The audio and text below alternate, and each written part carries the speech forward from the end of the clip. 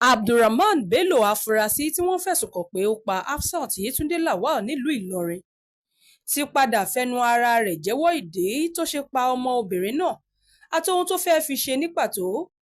Abdulrahman fún ìgbà àkọ́kọ́ níwájú ilé-ẹjọ́ láti ìgbà tí ẹjọ́ náà ti bẹ̀rẹ̀ fẹnu ara rẹ̀ jẹ́wọ́ níwájú ilé-ẹjọ́ ìdí tó fi pa Yetunde, bó ṣe pa á, ohun tó fẹ́ẹ́ fi ṣe àti àwọn tí wọ́n jọ sowọ́pọ̀ hu ìwà yìí.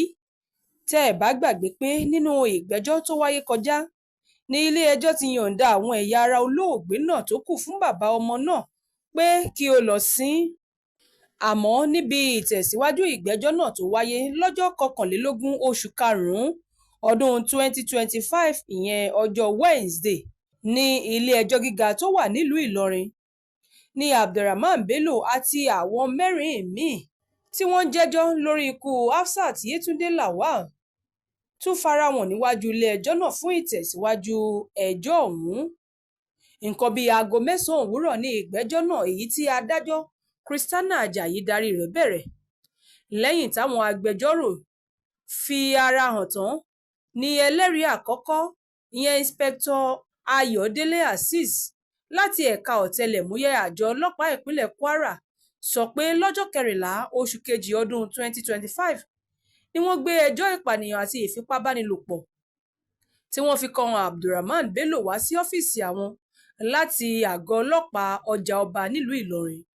Ó ní lára àwọn ẹ̀rí tí wọ́n gbé síwájú àwọn ní ọwọ́ méjì, tábìlì, àdá, àáké, ẹ̀rọ ìbánisọ̀rọ̀ méjì, ike ọ̀dà àti rọ́bà tí wọ́n rọ ẹ̀jẹ̀ sí. Azeez sọ fún ilé-ẹjọ́ pé CP Abu Idris, SP Dancy Eniola àti ASP Dada Ṣẹ́gun ni wọ́n gbé iṣẹ́ ìwádìí náà fún. Ìǹspẹ́kítọ̀ ọlọ́pàá náà nígbà tó ń sọ̀rọ̀ ṣàlàyé pé lásìkò tí ìwádìí náà ń lọ lọ́wọ́ ni òun mú Abdulrahman Bello wọ yàrá ìwádìí tí òun sì bẹ̀rẹ̀ sí í béèrè ìbéèrè lọ́wọ́ rẹ̀ pé èdè wo ló gbọ́ dáadáa tó sì ní èdè òyìnbó ni. Lẹ́yìn náà ni àwọn wá agbẹjọ́rò fún tó sì kọ gbogbo àwọn àkọsílẹ̀ rẹ̀ èyí tó buwọ́lù fúnra rẹ̀ lẹ́yìn tó bá agbẹjọ́rò náà sọ̀rọ̀. Ẹlẹ́rìí náà sọ fún ilé-ẹjọ́ pé gbogbo ohun tí Abdulrahman sọ lágọ̀ọ́ ọlọ́pàá làwọn kà sílẹ̀ gẹ́gẹ́ bí ẹ̀rí. Ó sọ pé lọ́jọ́ 18 oṣù kejì ní ikọ̀ olùwádìí lọ sílé Abdulrahman Bello tí wọ́n sì bá yẹtí tó jẹ́ ti Hafsat Yetunde Lawal, bàtà, ìwé ògùn pẹ̀lú ẹ̀rọ ìbánisọ̀rọ̀ olóògbé náà ìyẹn ti Hafsat Yetunde Lawal nílé Abdulrahman. Inspector Azeez ṣàgbékalẹ̀ fọ́nrán ọ̀rọ̀ tí wọ́n gbà lẹ́nu Abdulrahman Bello lásìkò ìwádìí tí agbẹjọ́rò ìjọba tó tún jẹ́ kọmíṣánná fẹ́tò ìdájọ́ Senior Ibrahim rọ adájọ́ láti gba fọ́nrán náà wọlé gẹ́gẹ́ bí ẹ̀rí. Adájọ́ sì gbà á wọlé.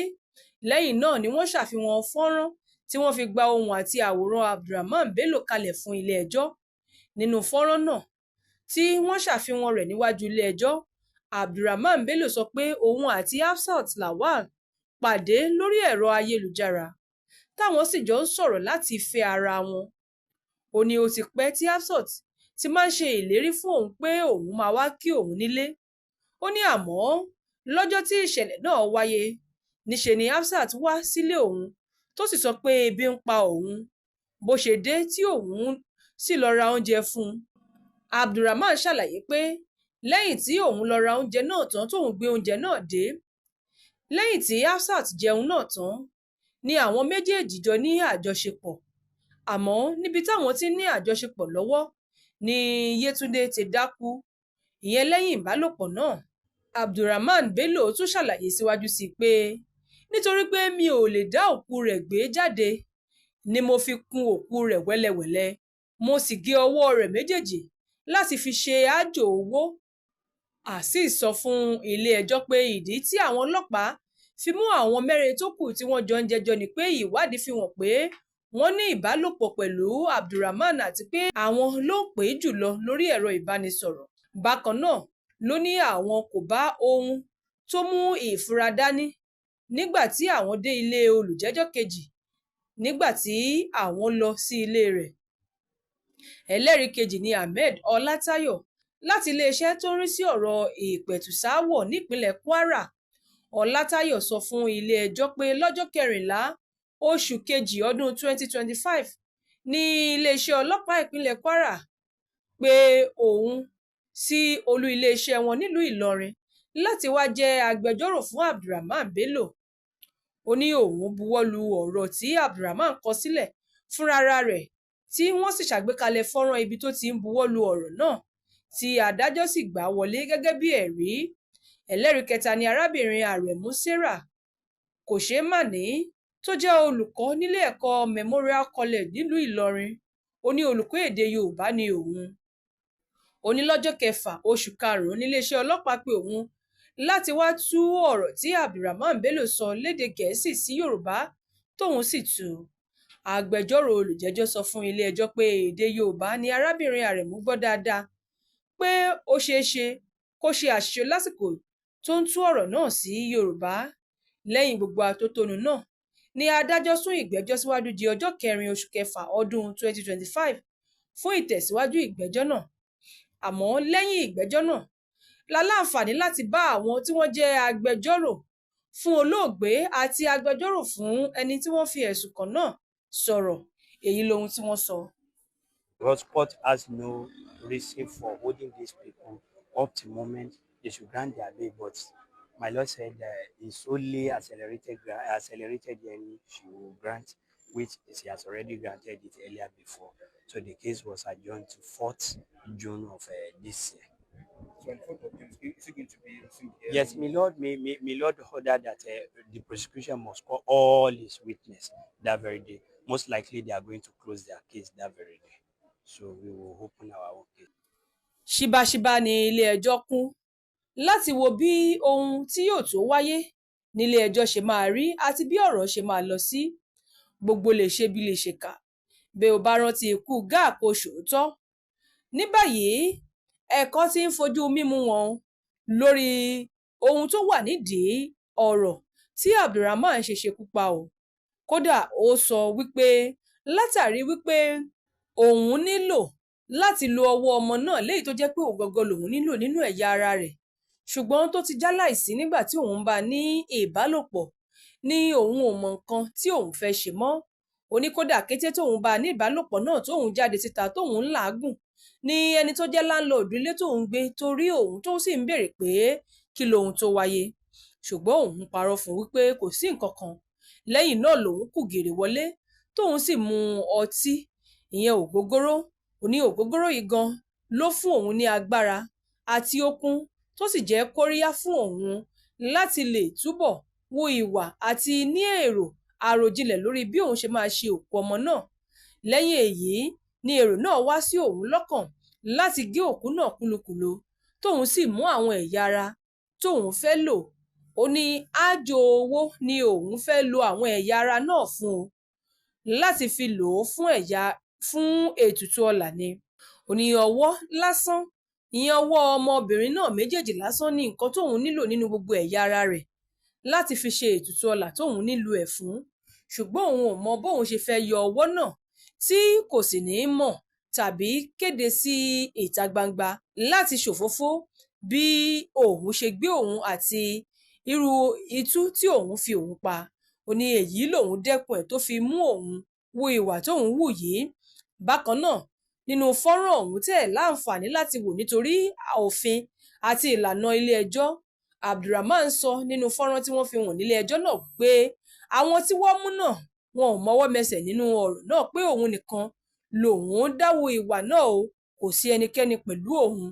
Ó ní bó tilẹ̀ jẹ́ wípé òun kábàámọ̀ ìwà tóun wù, ṣùgbọ́n síbẹ̀ òun fẹ́ tọrọ ìdáríjì ẹ̀ṣẹ̀ lọ́wọ́ àwọn òbí àti àwọn tí wọ́n jẹ́ ọmọ orílẹ̀-èdè Nàìjíríà láti dáríjì òun. Ní báyìí ilé-ẹjọ́ ti wá sún ìgbẹ́jọ́ náà síwájú di ọjọ́ 4 oṣù kẹfà ọdún 2025 níbi tí a ó ti tún mú ẹ̀kúnrẹ́rẹ́ ohun tó bá wáyé nílé-ẹjọ́ náà wá fún yín. Ẹ láǹfààní láti fi èrò àtọjú ìwòye yín ṣọwọ́ lórí ìròyìn yìí. Olúwarẹ̀mílẹ́kún Elégbèdé ló ṣe àkójọpọ̀ ìròyìn yìí fún ìkànnì Yorùbá Gidi TV.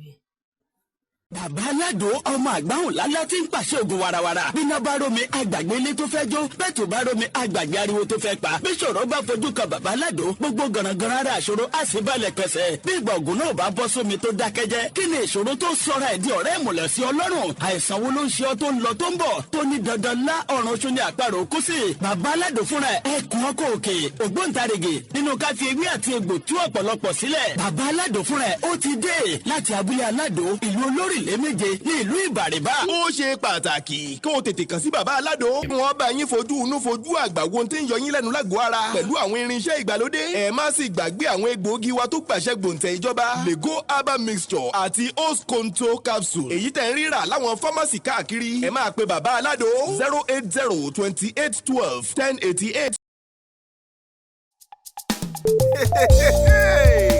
100,000 subscribers ẹ ṣeun mi o ẹ̀yin fámìlì wa lórí YouTube ẹ ṣe appreciation. Yeah, man. bí irúgbìn ṣe ń dàgbà ọlọ́run ní ẹ̀jẹ̀ kí dádì mú mi ẹ ṣeun tẹ́yìn ń bomi rin. ẹ̀yin fáǹsì mi ẹ ṣe o.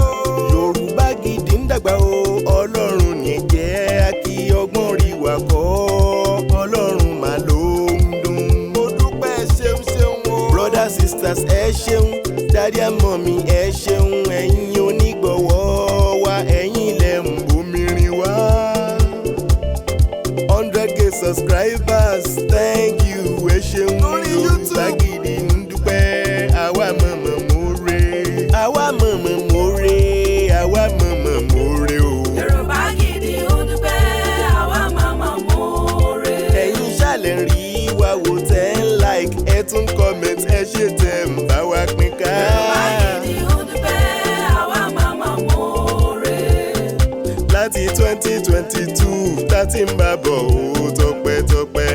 Yorùbá Gidi ń dúpẹ́ àwa mọ̀mọ́ mórè. ẹ̀yin ṣálì yẹn wá àwa náà ní tiyín. Yorùbá Gidi ń dúpẹ́ àwa mọ̀mọ́ mórè. àwa mọ̀mọ́ mórè àwa mọ̀mọ́ mórè o. Yorùbá Gidi ń dúpẹ́ àwa mọ̀mọ́ mórè. àwa màmá mórè àwa màmá mórè. Yorùbá Gidi ń dúpẹ́ àwa mọ̀mọ́ mórè.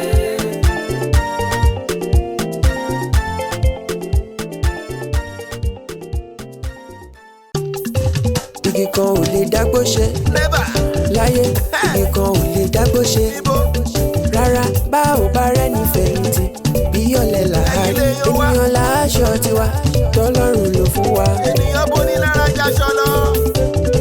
Yorùbá Gidi TV ń dúpẹ́. ẹ ṣé gan, thank you. ẹ ṣé púpọ̀ o.